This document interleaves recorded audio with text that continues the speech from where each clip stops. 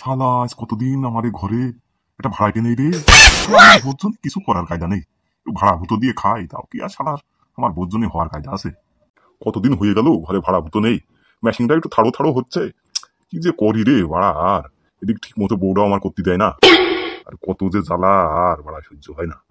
শালা কি যে একটা জীবন আমার, পচা সুধা জীবন। হ্যাঁ, না পাই বাড়া বোর কাছে সুখ শান্তি, না পাই বাড়া কিছু, না আছে আমার দেহে শান্তি, না আছে আমার বাড়া মনে শান্তি। বাড়া আর এক জীবন, কবে যে বাড়া আবার ভাড়া ভূতো আসবে, আবার মেশিনটা যে একটু শানশন দেবো, তা কি বাড়া দিয়ে কি করবো রে বুঝে পাইনে। বাবুলাল বাবু, ও বাবুলাল বাবু, বাবুলাল বাবু ঘরে আছো নাকি? বাবুলাল বাবু, এই কে রে বাড়া, এরকম টাকাটা কি করছে? বাবুলাল বাবু ওই ভাড়ার জন্য এসেছিলাম আর কি। ও ভাড়ার জন্য? আচ্ছা এসো এসো এসো, ভিতরে এসো ভিতরে এসো ভিতরে এসো। হ্যাঁ হ্যাঁ, তা বলো তোমরা কি দুজন স্বামী স্ত্রী নাকি? হ্যাঁ কাকা, আমরা দুজন স্বামী স্ত্রী, ওই ঘর খোঁজে এসছি, বুঝেছো কাকা? ও আচ্ছা আচ্ছা, ঠিক আছে, আমার ঘর তো এটা খালি পড়ে রয়েছে। তা কত কি ভাড়া দিতে হবে কাকা তোমার?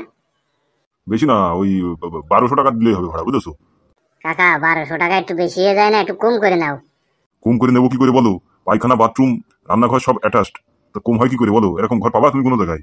বলছি একটু কমানো যায় না কাকা, বুঝো তো?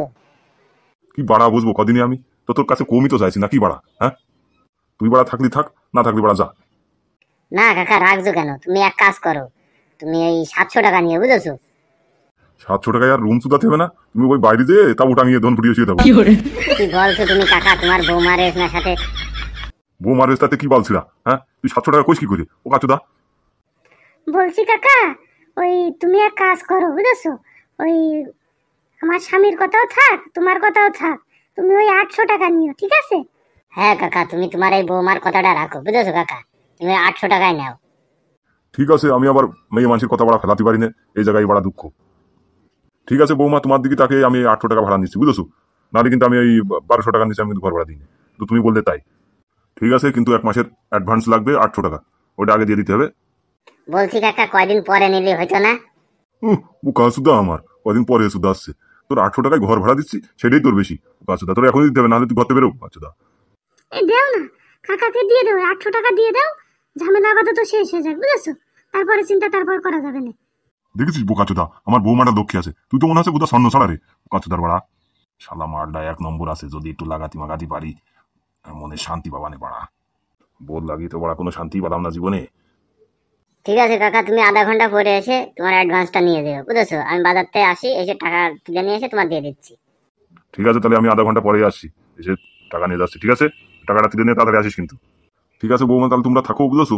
আমি আধা ঘন্টা পরে আসবানে, আর ঘর দোর মোটামুটি সব গুছানোই আছে, কোনো চাপ নেই, তোমার খাটনি কমাই দিয়েছি আমি, বুঝেছো? আচ্ছা কাকা ঠিক আছে, ধন্যবাদ তোমাকে। শুধু কি বৌমা ধন্যবাদ দিলে হবে? একদিন তো খাওয়াতে হবে নাকি? সে খাওয়াবো কাকা, যখন তোমার বাড়িতে উঠেছি ঠিকই তোমার খাওয়াবো। দেখবে শালু, বৌমার মন মানসিকতাটা দেখ কত ভালো। তুই শালা একেবারে পাক্কা খানকির বাচ্চা, বুঝেছিস? তোর কোনো মন মানসিকতা কোনো ভাবই নেই।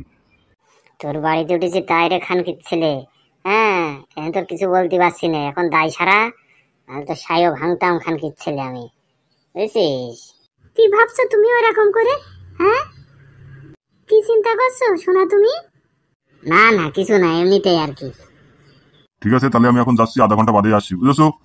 ঠিক আছে কাকা, তুমি আধা ঘন্টা পরে এসো। যাক, ভালোই ভালোই ঘরটা পেয়ে গেলাম, ঘরটাও বেশ ভালো আছে, আমার খুব পছন্দ হয়েছে। ঠিক আছে, তোর পছন্দ হলেই ভালো, বুঝছিস? তাহলে আমি বাজারে গেলাম, আমি আধা ঘন্টা পরে টাকা পয়সা নিয়ে আসি, আর তোর জন্য বিরিয়ানি নিয়ে আসবো, বুঝছিস? রাত্রি তো খেতে হবে না নাকি? ঠিক আছে, তুমি কিন্তু তাড়াতাড়ি আসবা, হ্যাঁ? আচ্ছা ঠিক আছে, তাড়াতাড়ি আসবা না, তাহলে আমি গেলাম, বুঝছিস? ঠিক আছে, যাও তাহলে।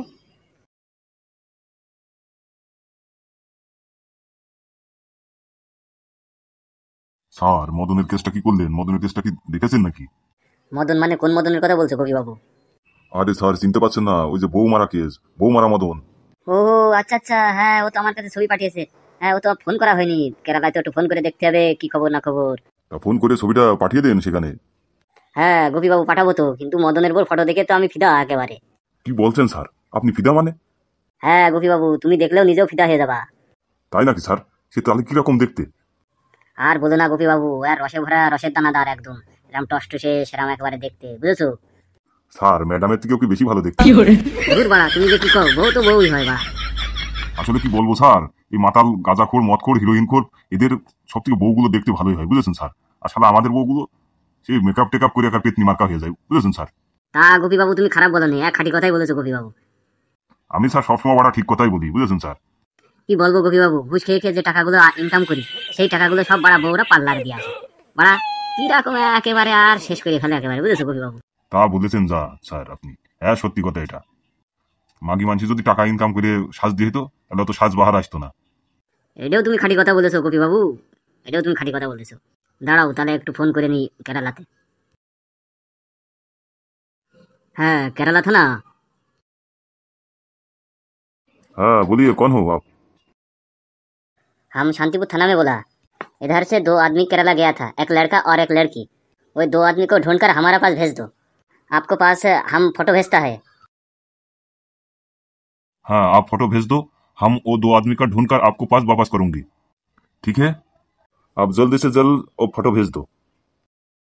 ठीक है, हम अभी अभी एक फोटो भेजता हूँ।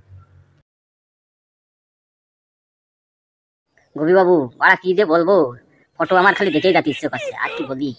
স্যার অত ফটো দেখে কাজ নেই, আসলে একটা ব্যবস্থা করে দিবানে। আরে দূরো, তুমি কি বলো বাজে কথা, বাদ দাও ওইসব, যাও যাও কাজে মন দাও।